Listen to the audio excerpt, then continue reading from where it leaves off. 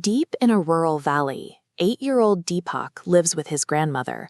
While his parents work in the city, his world is defined by the rhythm of her house and the lessons she shares over morning tea.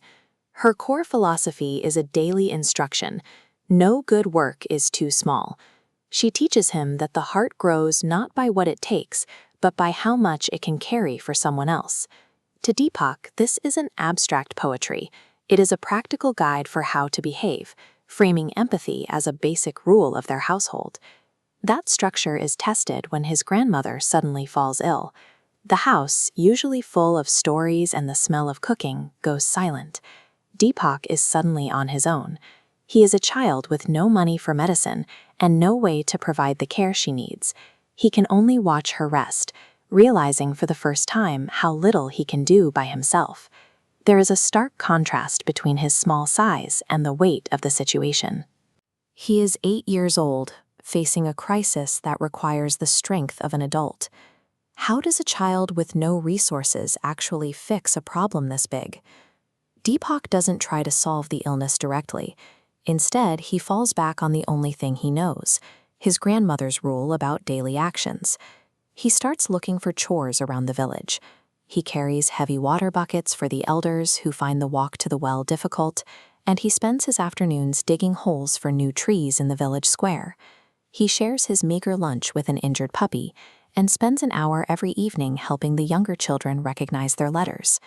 To any observer, these tasks are a distraction. They don't provide medicine or money, and they don't seem to address the silence in his own home. But he is actually building what sociologists call social capital. Each favor is a thread, weaving a network of mutual trust.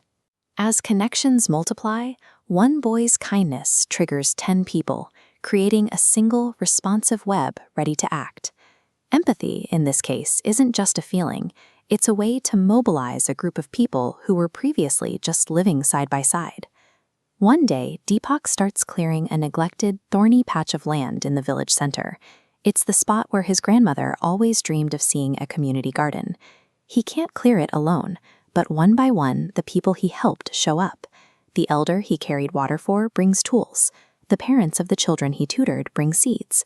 They don't wait to be asked. They simply step in to carry the load they see him struggling with. The isolation he felt in that dark room is gone. He is no longer a child trying to move a mountain.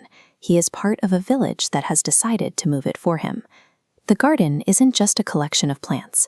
It is the physical proof that his grandmother's thesis was right. When his grandmother is finally strong enough to walk, he leads her to the center of the village. She doesn't just see flowers. She sees the hands of her neighbors who built it all. She tells him that he has done something remarkable. He reminds her that he only followed her rule, that no good work is ever too small to matter. The final takeaway is simple. We don't have to wait for grand power to change our world. We just have to start with the person standing right in front of us.